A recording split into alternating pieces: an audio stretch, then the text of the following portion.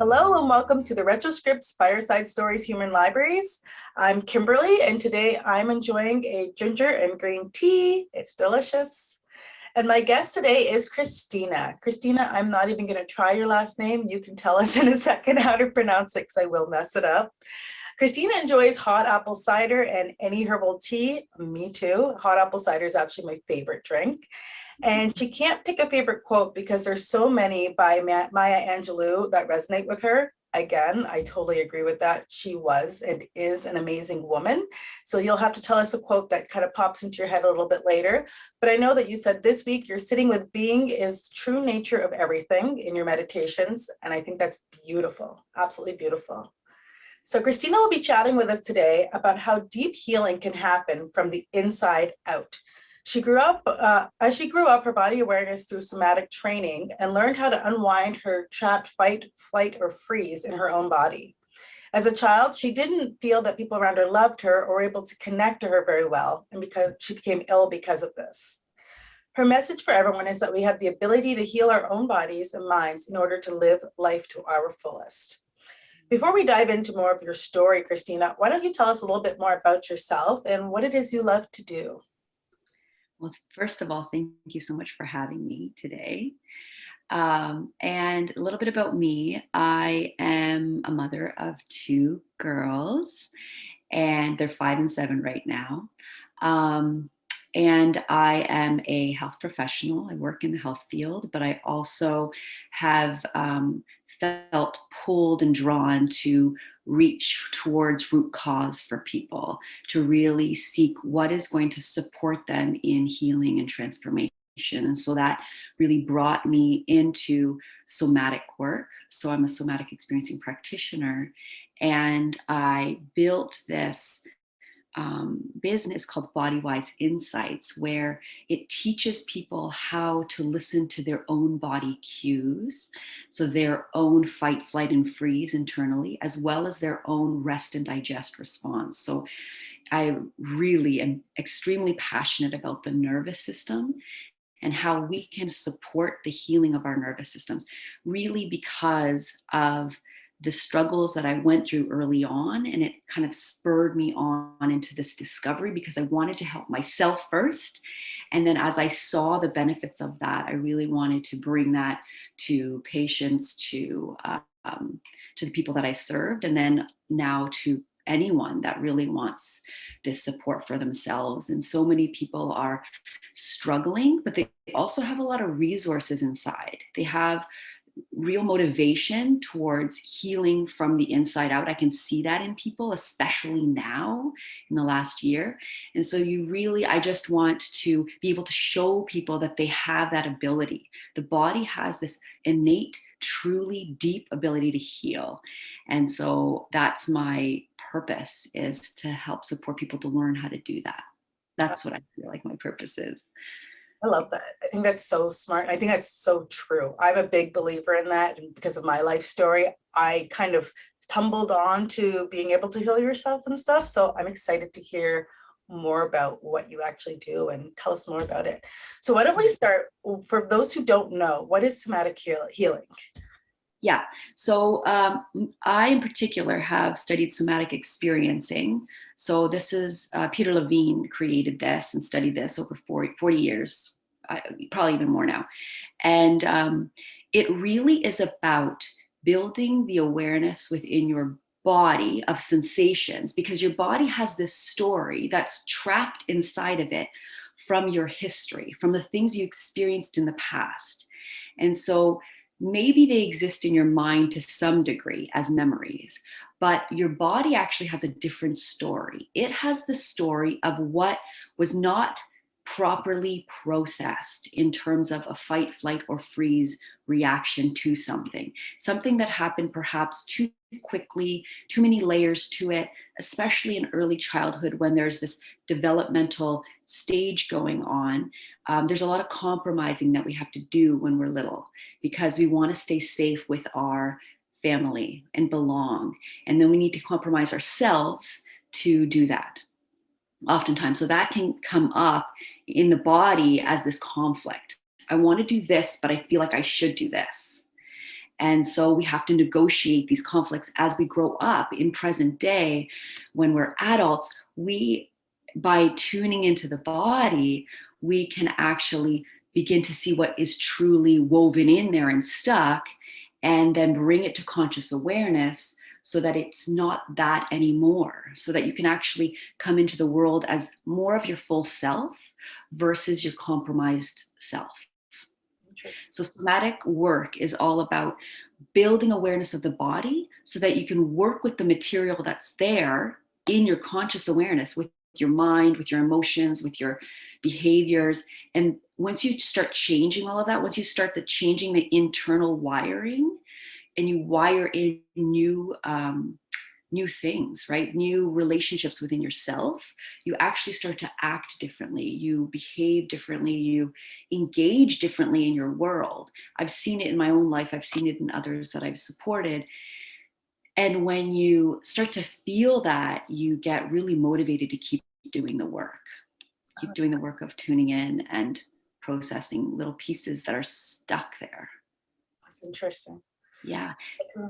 Go ahead. No, go ahead. I was just going to say, and also, see, I say stuck there, but like the body has this way of, it did the very best that it could, right? And it has this way of layering in all your issues, layering in all of these things that were the best that it could do at the time. And so when you are an adult and faced with something, you have to take it where you're at right now.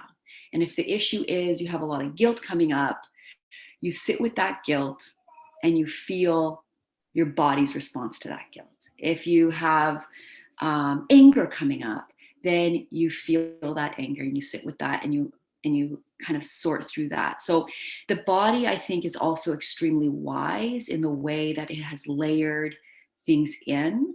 And we can only take things in little by little by little. And that's the brilliance of the body as well. So Makes total sense. mm-hmm. Just things I've heard people say before. I'm learning who I am. I'm figuring it out. I remember as a kid hearing adults say it and being like, why do you not know who you are? Like, but now you've explained it in this way. It's almost like you grow out of your child and you get to become who you want to be and who you are with your own freedom to do it. So I think that's super interesting. Yes, and you're learning, you're constantly evolving who you really are, because sometimes we're so linked to what happened in the past that that's who we think we are. I always thought I was someone that just needed, and I still do to an extent, need time to myself and quiet and my own space. I still will say that a lot. And then I'll stop and I'll say, wait a second, is that truly me? So you're kind of questioning all the time what you think you are. And you're reassessing and it changes.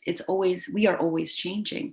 So it's a beautiful way to sort of assess who am I and who am I now and who am I now? And we're always evolving. I'm a journaler, so I read my old journals, and I think it's amazing to see who you were at different parts of your life, right?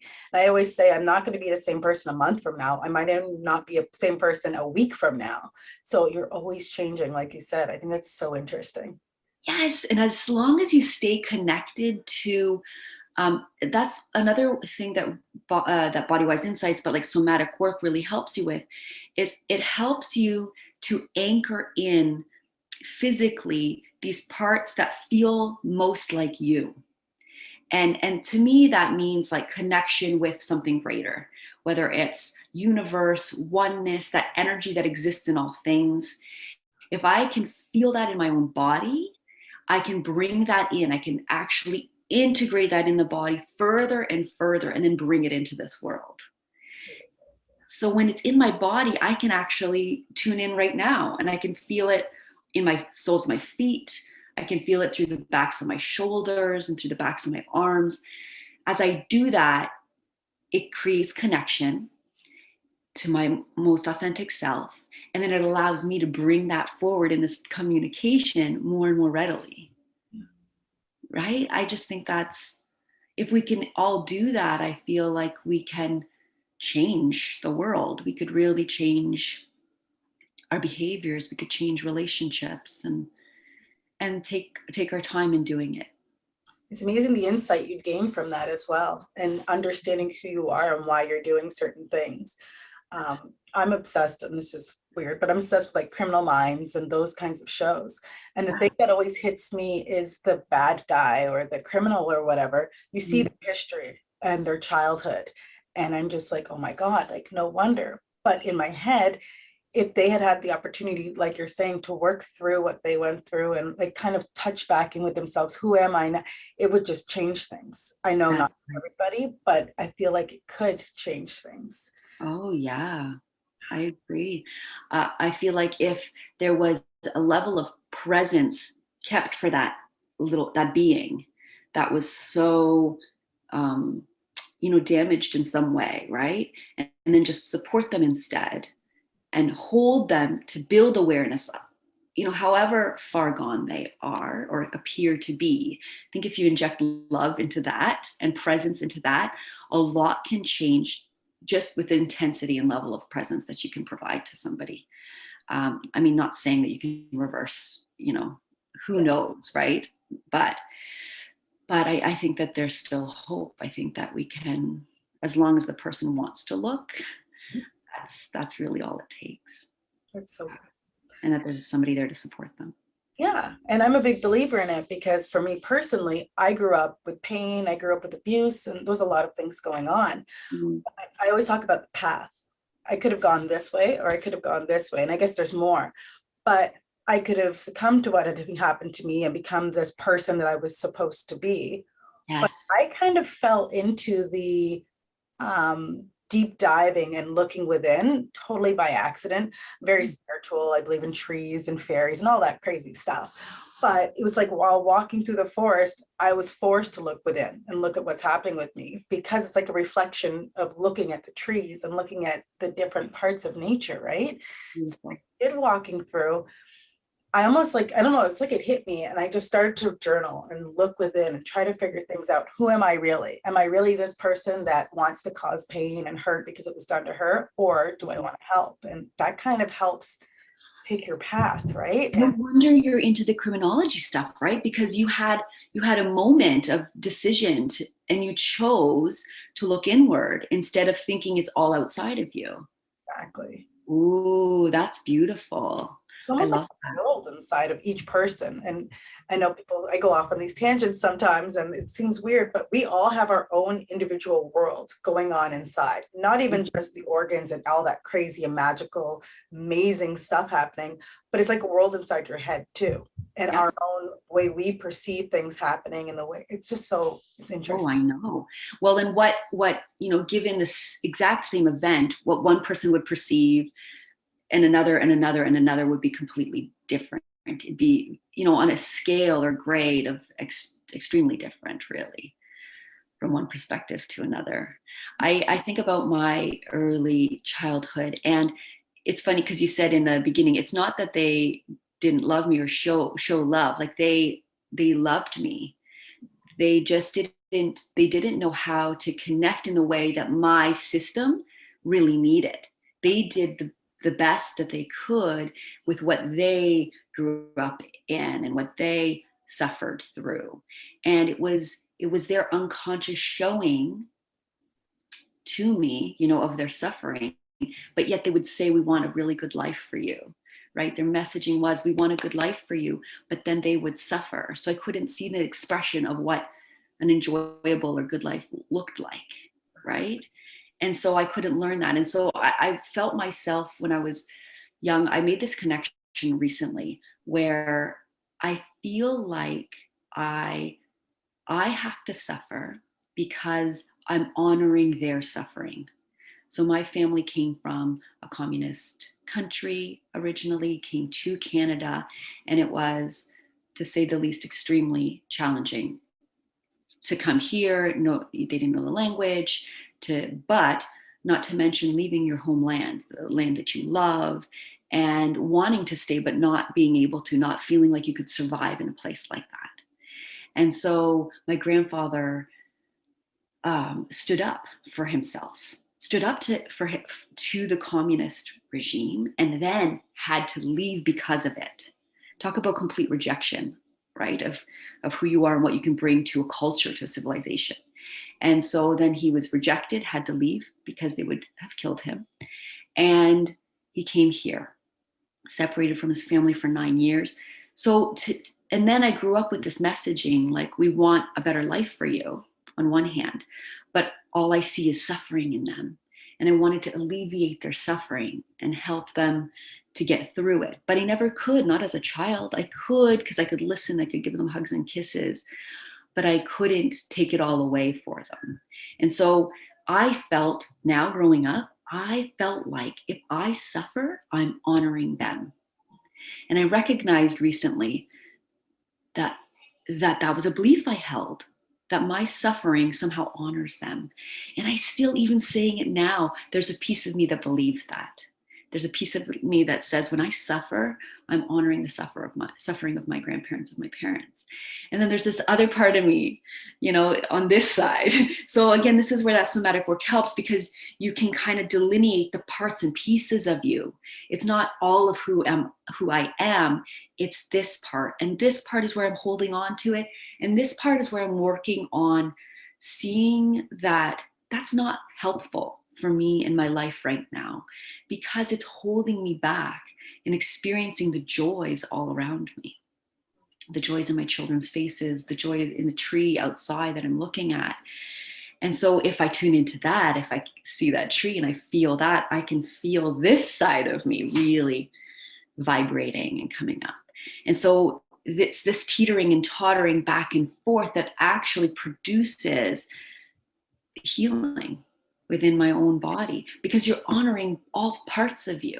I'm not neglecting one, right? That's part of our pain, is when we neglect all these different parts of ourselves and then enact it externally, right? We act it out externally. Instead, move inwards, feel the different parts of you, and then you choose, which one do I want to be? Do I want to honor the harming of others? Or do I want to honor moving inwards, talking about the nature that I see around me, journaling my thoughts and feelings, and feel which one really serves me. It's almost like conversations you're having with yourself, conversations Exactly. with different parts of yourself and the different parts of your body. That's what it sounds like to me. Yeah, I think that can evolve from the somatic work, is conversations with different parts of yourself. And we have even those different parts of, we have the sensations parts of our body, and then we have the thoughts that go on in our minds, we have emotions, and we have even body movements. This is a cool one that people don't think about a lot. There's the body even stores, if we have been stopped from making a movement towards something. So say we were reaching for a toy and it was taken away from us from another little kid that really wanted that toy, right? And we have within our systems something stuck around when we reach out. We feel like it will be pulled away, right? We won't get it. And if we can feel into our bodies, we can sense that, ooh, oh my God, I remember that moment, or I feel that moment as if somebody just took something away from me. That's so right? And so then you can process that piece, and you can process it through thoughts, through emotions, through sensations, and through body movements. Like you can reenact that and reach for the piece and actually grab it, and you allow yourself to have a different experience than you did in that moment. And that can create a new cascade of neural patterning within the physiology. It's fascinating. We're so complex. We think we're just here and whatever, but there's so much that goes into us. There's layers, right? Yes. And we need to just take that time to feel into those different layers and slowly pull them apart, and then notice what happens in your life after you do that. Right? So to your listeners, as you hear this conversation, as I speak about all of this, notice what triggers for you. Notice how that feels inside. And then after this conversation, notice how you engage in the world in a different way. And that's what you've been able to heal, even in hearing this conversation. It's magical. Yeah, I love that. Love it. Mhm. And I don't know if this is something that you've ever heard of, probably. I was listening to a meditation the other day, and the speaker had us travel down, like she was kind of describing something to us. And you were supposed to close your eyes and just picture it and let your mind go. So for me, she described going down this set of stairs that were really old, and there's lights along the way, and as you're going you're supposed to feel it. And I'm sure for everybody something different came up, but I pictured like a cold cellar, like going down these Mhm. stairs, and as you went into a room you saw your younger self. Mhm. And I'm not really one that cries very often or anything like that, but seeing the version of my younger self that I found, it surprised me and shocked me, because that's not what I thought I would find, the kind of broken, long-haired, matted girl. And so she instructs you to like sit and have a picnic and have tea. Well, for me, it was tea that just kind of popped up, and you talk, and then you have the choice to bring her out with you and then talk with her and visit her. And that idea sounds something similar to what you are talking about as well. But that idea smacked me so hard. And I actually sit during meditations now and revisit with little Kim, I call her, Mhm. just try to understand and like comfort. And I've noticed a huge shift in my waking life, my normal life. And I almost feel like it's because I'm going back and almost releasing what I've been holding on to. And Yeah. the broken version of myself, the child, needed that comfort and needed that almost that permission to go out and do whatever she wants to do, right? Wow. It's life changing. And it sounds to me like you got to go to this place that's deeper than conscious awareness, right? Consciously, you have your view of your younger self. And then unconsciously, there's this depth there that you got to feel into. And then it kind of, like you said, was sort of shocking, right? It was a revelation because you had to then contend with that level and depth of, of hurt, of pain, and so that can be shocking for people. And it can show up in meditations like that, or it can show up when any sort of event happens in the present moment. It, so say it's like an injury or a loss, or, you know, a little accident, or, you know, someone insults you, right? It can be whatever this for you was that meditation, but anything can be a trigger to really bring up a deep unconscious pain that still lies there dormant to our awareness until it doesn't anymore. And then that's where people have to, like, okay, holy, like now I have to look at this. And if they don't have the tools, they feel like they're drowning, right? They feel like they can't tread that water. And so that's where the somatic tools can help, because at least you have something to grab hold of, because you have built within yourself this ability to journal, this ability to look inward. If you've done that, then you have something to lean on, Sense. right? As something like this happens, then you can pull her out and you can have conversations and you can unravel it all, right? And so this is sort of another tool where people can lean on it in times where another thing occurs, and here it is, and how do I sort through this? Hmm. Yeah.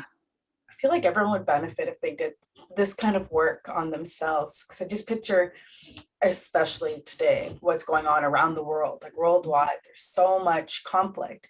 Yeah. And I've always kind of thought a lot of the conflict comes from within the person of power, if that makes any sense. Yeah. It's like an external, like now look at all the stuff that's happening. So if we all just took the time to kind of work through our, I'm going to call them issues just for argument's sake, and work through that kind of stuff, it wouldn't be that need for conflict wouldn't be there, I don't think. Right. That's interesting that we talk about that. I just think about, you know, power dynamics. People might feel like they don't have any power, right? And then that's an internal experience as well as an external one. And then as you feel it internally, you're validating it externally, right? Because that's all you see, all the restrictions and all of the, you know, weighing down. And then if you were, so that's going to be part of you. That's a part, an aspect of you if you're experiencing it. And then if you tune in, so then you look for pieces and parts of yourself where you've really felt empowered, where you felt a sense of power. When, I've had people really feel into when they're in a good yoga pose, like warrior pose, right? And they can sense their power, or their feet on the ground, right? And they feel into their power, the earth and the power that it gives them. And as you feel into your power, then you get to, again, as you embody it, you go back out into the world and you see how your perception changes. You see how you view the world when you are in touch with your own power, because we all do have power. It's just really hard to access it right now. I Yeah. completely agree with that. Completely agree. So are you a believer, and I know some people do truly believe that they can work through this and work through the somatic healing and there's an ending, or do you think that people, lifelong journey, you just have to continue doing it? Yeah. And it's not like there's no reward, right? Like you're rewarded all of the time. Like there's lots of lovely dopamine rushes, as you go through it, because people think, well, if I'm not done, it's going to be forever. Why even start, right? There are those moments where you're like, why did I open this can of worms? Because I have to deal with all of these worms. But the cool part is as you feel into like your power, your sense of power, as you feel into letting go of honoring the suffering for your grandparents, like I am continually working through, then what you're gaining is greater connection to self, and then greater connection to those that really resonate with you, which is really nourishing. And as you feel into that, you get excited and you feel more deeply, I don't just happiness, joy, calm, relaxation, right? All of those things come in, even though you continue to evolve. And the cool part is as you evolve another piece of yourself, you actually start reaching for something more. And then you beat yourself. I mean, I do. I beat myself up. I'm like, why am I reaching for more? Just like be happy with all that all the wonderful things that you have. Just enjoy for a little while longer. Why do you need to aspire to the next thing, right? But we all have that in us. Like we just move to the next thing, the next goal, and then that creates more challenges, more things for you to heal. But it's like when you start understanding that's actually what life is. It's expansion, and then it's a constriction. It's an in breath, and it's an out breath. And that's just the rhythm of life. And I think that we can get stuck in thinking that it's about a destination or fixing it all. And we can't fix it all. We just have to be with what is right now. And we help out a piece. And then we get to see all that little piece affects in our lives. Exactly. Yeah. It's connection. There's like connection.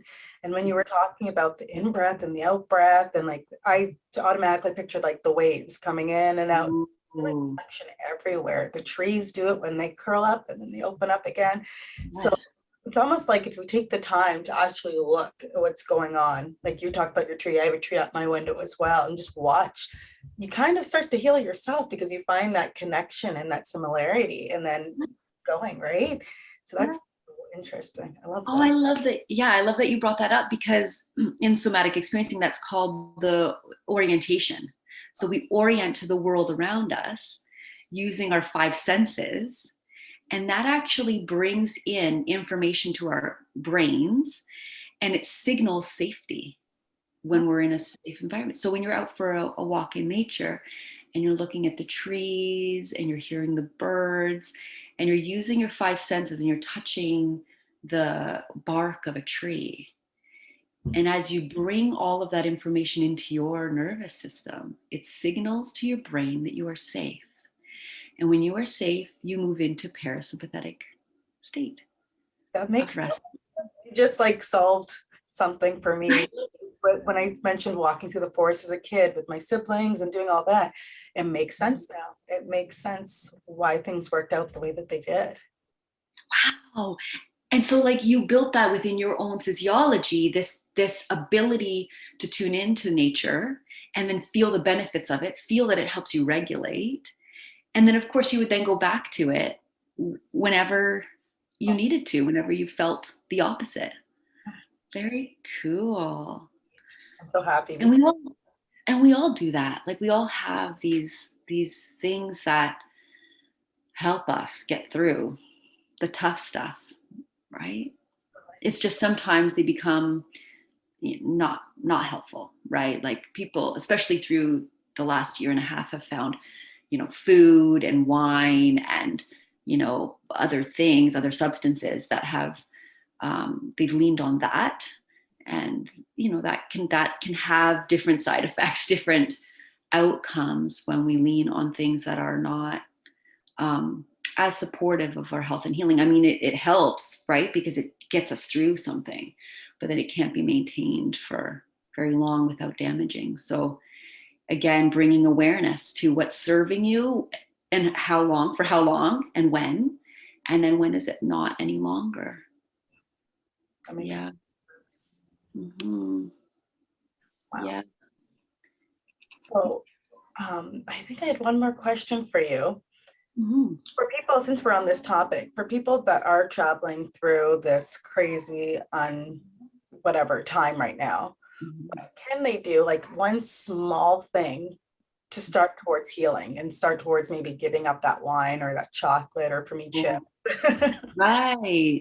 Well, and there's always going to be that side of us, right, that needs to nourish in that way. I think it's so like linked with our survival, especially food and drink, because when we were first born, we needed that nourishment, and it was met with comfort, right? Like we needed the breast, we gained nourishment from it, but also a lot of snuggles and warmth and connection. So it's like it's so linked that it's gonna be there for a lot of people for our whole lives. So we're just gonna have to keep going back and forth with that. But I think you touched on it before, like that orienting response that we have. Like if you love something, that you can engage fully with outside of yourself. So nature is one way, even like maybe a candle, right? Or all those, a bath, reading a book, right? All of those things that are going to help you slow down. Because that's one thing, in North America, we're so fast paced that we can't process anything or very little when we're working at that fast pace. So we do need to first slow down our pace so that we can learn a bit more about ourselves somatically. And so that orientation to the world around you, around something that you enjoy, is going to really help that come about. So whatever it is, and something that's probably more soothing and calming than it is exciting, right? Like we could really get into, you know, like hit workout or something, right? But a hit workout innately is going to charge us up. It's going to create some fight flight charge in our system, and that's not necessarily it's going to feel good maybe after the hit workout. Then you tune into how the body feels, right? And that's how you're building your ability to just be in this experience of rest and digest. And then it's really, I mean, it's tough because it's so complicated, but the first step would probably be just to notice the world around you and the things you enjoy, and then feel that in your body. I think that's a lovely first tool. That's a great first step for sure. And I do have lots of tools on the bodywiseinsights.com website. There's a page called Experience and Explore, and it has audios and videos and worksheets, PDF sheets, where people can kind of judge for themselves where they might be sitting. Am I in fight, flight, or freeze?